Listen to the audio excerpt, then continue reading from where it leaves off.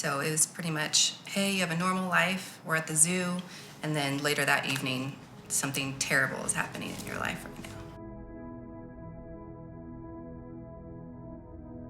now. I was devastated too. I was like, oh, they threw out the word leukemia, but is it really that? No, it's not. It's gonna turn out to not be that. And I just couldn't even imagine how my sister was feeling. My name's John Rinker. I'm Tracy Rinker. I'm Ashley Jewett. And I'm Whitney Jewett. Madison is the kindest girl I know. She's responsible, she's sassy, she loves God. I'm happy that I taught her, I guided her in that relationship with God, but she's just sweet. She loves to dance, she loves to sing, she loves to take care of her brother. She's a mother. Yes. She has babies and she takes care of all of her babies, and she's just a beautiful soul. I was devastated.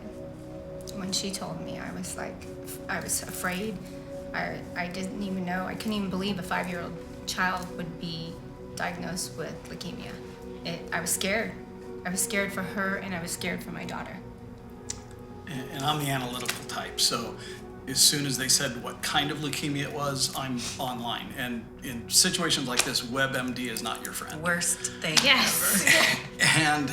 And the more and more I'm reading about acute myeloid leukemia and what the 5-year prognosis is, and that it's only 50%, and I'm sinking, and I feel like I'm just drowning because my precious little granddaughter has, been handed, the worst card of the deck that you could get. I couldn't believe the numbers either, and I was devastated telling my kids, and I remember my sister telling me, Whitney, when did you become so emotional? Because I felt like I was just crying all the time, and I'm like calling her crying, and I should be the one that's strong for her. She was just, I couldn't believe, even to this day, how strong she's been, and how she has not 1 second thought, why is God doing this in a bad way? She's always like, why exactly is this happening? But in a way where she just wants to have that knowledge. And she has every second taken a step every day towards God. Well, we no longer looked at being involved in our church community as something we'd fit in when it allowed. Now it became the priority. And then we looked at our own behaviors and what we were doing as far as reinforcing our faith through fellowship with other friends and through our church community, as well as recently being baptized, which never did I envision myself crying through being baptized, but it was a very emotional experience, and one that I'm very glad that I did.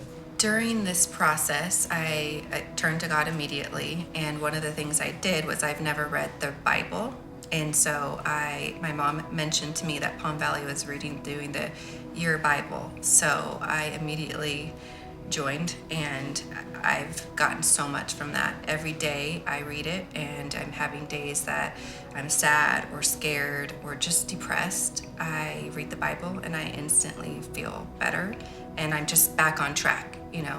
It's okay to have those moments, but you have a choice, and the choice is to hear the word and then to just continue your day as best as you can.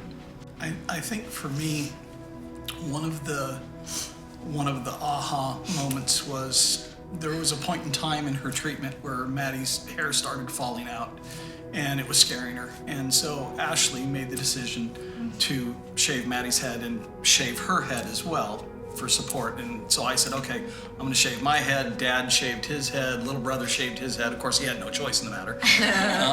That night when we came home, I remember telling Tracy that, I'm going to pray that we can just get, just thousands of prayer warriors just to pray for Maddie to be healed, because to see her shaven head and scared and sick, it really moved me. Well, the photographer had shared those photos on her Facebook page, and within days it went viral.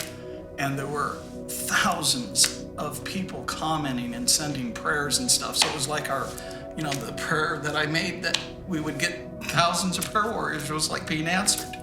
And I from that day on, I just knew that we had this thing, that no matter what happened, God had his hands on her, and that no matter what happened, we were going to be okay. She was going to be okay.